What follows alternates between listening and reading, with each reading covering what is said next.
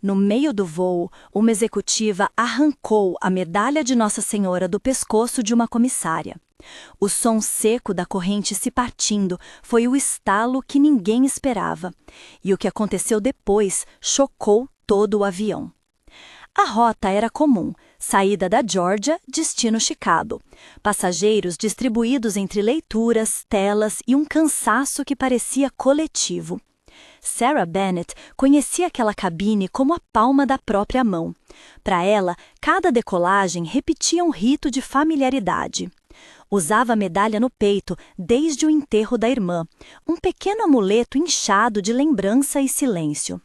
Era o último elo tangível com Rachel, uma irmã que ria alto e que, de repente, desaparecera como se tivesse sido arrancada do mapa da vida de Sarah. A medalha não prometia magicamente apagar a dor. Era um nó no seu peito que, à maneira dela, mantinha viva uma presença. Do outro lado do corredor estava Diane Crawford, executiva em trajeto entre reuniões. Diane carregava consigo outros fardos, um divórcio recente, a sensação de que a vida tinha escorregado das suas mãos e uma necessidade quase física de controlar o que ainda restava. No rosto, a impaciência de quem vive no compasso acelerado dos prazos. No corpo, a tensão constante que vinha com noites mal dormidas e decisões que não permitiam recuo. À primeira vista, Diane era a definição de autocontrole, até que a fissura apareceu. A cabine começou com pequenas tensões, às quais ninguém dava muita importância. Um copo de café ficou morno demais na bandeja de Diane. O ar-condicionado soprou mais forte em cima dela. Um pedido por um ajuste de assento foi recusado por uma política da companhia. Sarah, paciente e concentrada, tentava conciliar ordens e rostos cansados. Rebecca, outra comissária, movia-se com a tranquilidade de quem já viu de tudo. Passageiros perdidos, mimados, desesperados. Pequenos desconfortos criaram micro-rugas no humor de Diane. Ela observava o comportamento de Sarah com olhos que buscavam culpados para a própria inquietação. Se essa história está tocando você, fica comigo até o final e, se quiser, conte nos comentários de onde nos assiste e se já presenciou algo parecido em um voo ou em outro lugar inesperado. À medida que o avião cruzava as nuvens, os atritos se multiplicaram em silêncio. Diane apertava o telefone, revisava e-mails com a frieza de quem precisa manter a imagem. Sarah, eficiente, passava entre fileiras levando tranquilidade. Em um desses movimentos da cabine, algo minúsculo aconteceu. O tecido do uniforme de Sarah prendeu-se, a medalha ficou exposta por um segundo. Às vezes é só um segundo. Às vezes, um segundo é suficiente. Diane viu a medalha e, naquele instante, por um motivo que não cabia só na irritação do momento, decidiu tomar para si o que aquele objeto representava. O gesto veio de onde nascem as decisões mais impensadas, uma mistura de cansaço, de querer consertar o que parecia quebrado na própria vida e de não perceber a centelha humana do outro. A mão de Diane, rápida e firme, agarrou a corrente. Havia pressa naquele movimento, havia potência. E houve então um som seco. A corrente cedeu, contas e metal tilintaram contra a bandeja. Pequenas peças saltaram pelo chão como sementes projetadas ao vento. O silêncio que se seguiu foi diferente de qualquer silêncio anterior naquele voo. Não era o silêncio de quem sustenta o fôlego, era o silêncio do choque que atravessa a carne. Passageiros ergueram olhares, o ar pareceu estagnar. Sarah sentiu o peso do ar sair do corpo.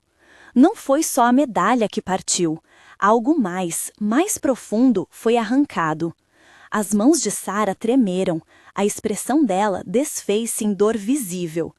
Rebecca foi logo ao lado, segurou-a pelo ombro, trouxe um pedaço de segurança com a própria presença. A cabeça de Sarah caiu num choro que vinha da raiz, um choro que não se conteve por educação ou por hábito. Era como se a perda tivesse encontrado naquele instante um local que pudesse mostrá-la por inteiro a estranhos. Diane, que pretendia ser durona, descobriu-se em outro lugar. O rosto corou, a respiração encurtou e por um breve segundo o mundo dela foi apenas a culpa. Não havia vingança clara no gesto. Havia inquietação mal resolvida transformando-se em uma ação que feriu alguém. Ver a comissária desabar, vê-la tão desprotegida e humana, foi como receber um espelho inesperado. Daiane viu refletida nela mesma a própria queda. Aquela medalha, que ela havia puxado num acesso de raiva, carregava o nome de uma irmã morta e o peso de um luto que ela jamais entenderia. E talvez isso tenha sido o que a atingiu com mais força, a percepção de que seu próprio vazio era agora responsável por uma ferida alheia. As luzes indicadoras de cinto ainda brilhavam. Rebeca chamou por um kit, trouxe água, encostou a mão de Sara na nuca como se dissesse sem palavras que ela não estava sozinha. A comissária murmurou o nome da irmã, uma sílaba que parecia convocar toda a história que se escondia por trás do pingente. Alguns passageiros murmuraram entre si, surpresos. Poucos tiveram coragem de se aproximar. No entanto, antes que a cabine pudesse novamente dissolver-se em pequenos gestos de constrangimento, algo inesperado começou a ocorrer. Primeiro foi um aroma que não combinava com nenhum dos cheiros de avião. Um perfume de jardim antigo, uma intensidade de pétalas molhadas que invadia o espaço como se alguém abrisse a porta de um vaso de rosas. Não era o perfume de Daiane, não vinha de frascos trazidos nos bolsos. Era um cheiro que se espalhou silenciosamente, como uma lembrança que atravessa uma sala e marca os móveis. A descrição pode soar estranha e é justamente por isso que deve ser tratada com cuidado. Essa experiência foi pessoal, não uma documentação. Junto ao cheiro, Daiane sentiu, sem entender direito como, um calor no peito. Não era queimadura, era um aquecimento que encobria o coração e pressionava com suavidade, como se alguém colocasse palmas mornas sobre a fronte. As luzes indicadoras de cinto ainda brilhavam. Rebeca chamou por um kit, trouxe água, encostou a mão de Sara na nuca como se dissesse sem palavras que ela não estava sozinha. A comissária murmurou o nome da irmã, uma sílaba que parecia convocar toda a história que se escondia por trás do pingente. Alguns passageiros murmuraram entre si, surpresos. Poucos tiveram coragem de se aproximar. No entanto, antes que a cabine pudesse novamente dissolver-se em pequenos gestos de constrangimento, algo inesperado começou a ocorrer. Primeiro foi um aroma que não combinava com nenhum dos cheiros de avião. Um perfume de jardim antigo, uma intensidade de pétalas molhadas que invadia o espaço como se alguém abrisse a porta de um vaso de rosas. Não era o perfume de Daiane, não vinha de frascos trazidos nos bolsos. Era um cheiro que se espalhou silenciosamente, como uma lembrança que atravessa uma sala e marca os móveis. A descrição pode soar estranha e é justamente por isso que deve ser tratada com cuidado. Essa experiência foi pessoal, não uma documentação. Junto ao cheiro, Daiane sentiu, sem entender direito como, um calor no peito. Não era queimadura, era um aquecimento que encobria o coração e pressionava com suavidade, como se alguém colocasse palmas mornas sobre a fronte. Não houve brilho estroboscópico, nem trombetas. Houve, sim, uma presença tranquila que parecia acolher todo o tumulto humano que ali existia. E na penumbra do seu próprio mundo interior, Diane teve a visão de uma mulher envolta em um manto azul. A figura não era agressiva nem vingativa. Pelo contrário, o olhar dela tinha ternura e parecia dizer sem palavras que a compreensão era mais forte que a condenação. Dizer que Diane viu Nossa Senhora seria afirmar algo que não cabe ser afirmado como regra. O que se pode dizer com fidelidade ao que aconteceu é que ela viveu uma experiência que interpretou assim: uma mulher de manto azul, um olhar cheio de compaixão, sinais que lembravam tradições marianas, o cheiro de rosas, a paz que acalma o peito. Para Diane, aquilo foi um choque, não no sentido do susto, mas no do reconhecimento abrupto de que algo precisava mudar. A visão não apontou o dedo, ela apenas mostrou a realidade que Diane evitava. O buraco dentro dela, a importância de um pedido humilde, a urgência de aliviar o peso que carregava sobre si mesma e sobre os outros. Enquanto isso, a cena humana continuava. Sarah, nos braços de Rebecca, tremia, soluços misturados com palavras soltas como Rachel e desculpa. Passageiros choraram discretamente, alguns viraram os olhos, outros ofertaram toalhas e palavras. O piloto anunciou uma breve turbulência no caminho, mas a maior turbulência era aquela íntima, que misturava culpa, vergonha e compaixão. Diane recuou para o próprio assento e permaneceu imóvel, porque todo o movimento parecia tardio diante da dor que causara. Logo, entretanto, ela fez o gesto mais humano possível. Levantou-se. No desembarque, as pernas pareciam de algodão. Não por medo da sanção pública, não havia risco de prisão ali, mas por uma vergonha que vinha da consciência de ter ferido alguém sem necessidade. Diane procurou por Sarah. Encontrou-a ainda com os olhos inchados, apoiada por Rebecca. A conversa que se seguiu não foi grandiosa, foi profundamente humana. Diane não tentou explicar a si mesma com desculpas baratas, não disse que foi um mal-entendido. Abriu-se sobre a própria vida, falou em termos breves e embargados do divórcio que a derrubara, daquilo que perdera, da pressa em consertar o que não se conserta apenas com eficiência. Sarah ouviu. Ouviram-se duas histórias que até então pareciam paralelas. Diane pediu desculpas com sinceridade. Não foi uma desculpa automática, nem feita para aliviar o constrangimento diante dos outros. Foi um pedido de reparação consciente, acompanhado de lágrimas que surgiram como se saíssem de uma fonte soterrada. Ela devolveu a medalha agora com a corrente consertada de maneira improvisada, com agulha e fio por Rebecca. Um remendo que tinha a honestidade do reparo de quem assume o erro. Sarah olhou para a peça, tocou-a e por um momento o cenário voltou a ser apenas humano.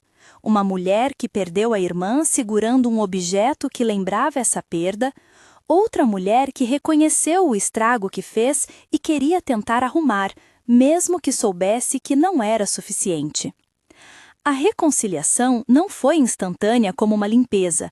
Não houve frases de perdão imediato que selassem histórias longas. Mas houve a verdadeira coisa: reconhecimento do dano, humildade em olhar nos olhos, aceitação do pedido de desculpas. Sarah, que poderia ter se fechado, permitiu que a reparação acontecesse na medida que podia. Manteve a medalha, falou do nome da irmã, permitiu que Diane visse seu sofrimento sem o véu da vergonha. Rebecca, discreta, observava com um misto de alívio e emoção. Passaram minutos que pareciam horas e depois saíram para o aeroporto com passos diferentes, menos pesados. A transformação que aquela breve visão evangélica provocou em Diane continuou após o pouso. No caminho até o saguão do aeroporto, com o ruído das malas rolando e o tráfego humano ao redor, Diane comprou um bilhete de telefone em silêncio. Ao encontrar um canto menos cheio, discou o número da mãe. A ligação, curta, foi um fio puxando um casulo. Palavras de saudade que não haviam sido ditas, pedidos de desculpas por anos de ausência, promessas tímidas de estar mais presente. Não foi a solução de todas as dores, não foi um tratamento mágico, foi apenas um primeiro passo concreto numa direção diferente. Existe uma coisa que convém lembrar: experiências não anulam a responsabilidade humana. A visão, o calor, o cheiro de rosas, tudo isso foi um catalisador que tocou profundamente Diane. Mas a mudança real se deu nas ações que ela tomou depois: pedir perdão, ouvir, telefonar para a mãe, admitir fragilidade. A fé, para muitos, não é só sensação, é a engrenagem que nos leva ao ato. Nesse caso, a experiência íntima foi o estalo que acendeu atos de reparação e de reordenação de prioridades. De volta às consequências práticas, a história das duas mulheres ecoou além daquele voo. Passou a ser narrada entre colegas, e cada pessoa que escutou encontrou nela um espelho. Alguns viram ali um lembrete da fragilidade humana. outros um chamado para a misericórdia. Maria, a mãe de Diane, aceitou o telefonema com voz trêmula. Não foi a restauração de uma relação secular de imediato, mas um primeiro fio costurando o que o tempo descosturara. Sara voltou ao trabalho em outra escala de reconhecimento de si. Guardou a medalha com um cuidado que tinha agora também um ponto de reconexão com a possibilidade de confiança no próximo. Há lições que não exigem grandes discursos.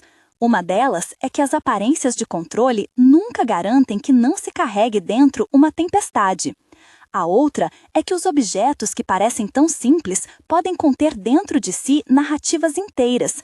Não se trata apenas de metal e corrente, mas de memórias, de promessas e de identidade. E por fim, que o que acontece no espaço público, um gesto impensado, um arranque precipitado, pode abrir fraturas que só o encontro humano e a humildade de assumir o erro conseguem reparar. A cena do manto azul não precisa ser transformada em dogma para que faça sentido. Para Diane foi um encontro que não se explica em laboratório e foi suficiente para arrancar dela atitudes que a colocaram no caminho do arrependimento. Para Sara, foi o momento em que a memória de sua irmã apareceu exposta e que ela permitiu que outro coração visse sua dor. Para Rebeca, foi mais uma prova de que a presença amiga nas horas ruins tem mais valor do que qualquer argumento racional. Para os passageiros, foi um episódio que quebrou a rotina e mostrou que o sagrado pode se alojar em lugares inesperados, inclusive entre a pressa de uma viagem de negócios. Ao voltar a olhar para o avião agora vazio, para os trilhos do tapete que lá estava e para as marcas das cadeiras, vem uma certeza discreta. A transformação não anula a complexidade da vida. Diane não se tornou de repente uma santa. Ela continua sendo humana, propensa a erros e a aprendizados. Sara não foi curada do luto como quem apaga uma lâmpada. Sua dor permanece, mas foi acolhida por um gesto de arrependimento que permitiu, por instantes, o peso que ela carregava. E isso, em si, já é uma forma de milagre bem terreno, o milagre de duas pessoas se encontrarem na fratura e escolherem a reconciliação em vez do ostracismo. Se olharmos para esse episódio como metáfora, veremos que cada um carrega medalhas invisíveis ao próximo, objetos simbólicos, memórias, culpas e saudades. Em viagens inventadas ou rotineiras, um gesto impensado pode ferir e um gesto humilde pode restaurar. A chamada não é para que cada pessoa corra atrás de sinais extraordinários, mas para que considere seriamente o que tem feito com as pequenas coisas. Como trata o outro quando está cansado? Como responde à dor alheia? Se tem coragem de pedir desculpas quando erra? Antes de encerrar, um convite. Permita-se olhar para as próprias relações com delicadeza. Se existe uma dívida de afeto, uma ligação que não foi feita, um pedido de desculpas que fica preso nas palavras, que a história deste voo sirva de impulso para que você dê o primeiro passo. Às vezes, os grandes acontecimentos começam com um gesto pequeno e corajoso. Se quiser, podemos rezar brevemente agora, não como promessa, mas como oferta de consolo. Senhor, obrigado por encontrar-nos mesmo nas rotinas. Dá-nos coragem para reparar o que ferimos e sensibilidade para acolher o outro em sua dor.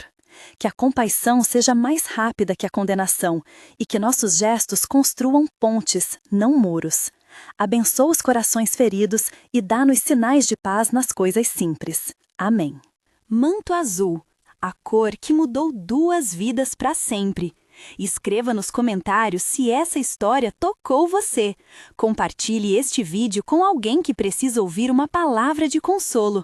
E se quiser fazer parte de nossa comunidade de oração, inscreva-se para que possamos orar juntos nas próximas mensagens.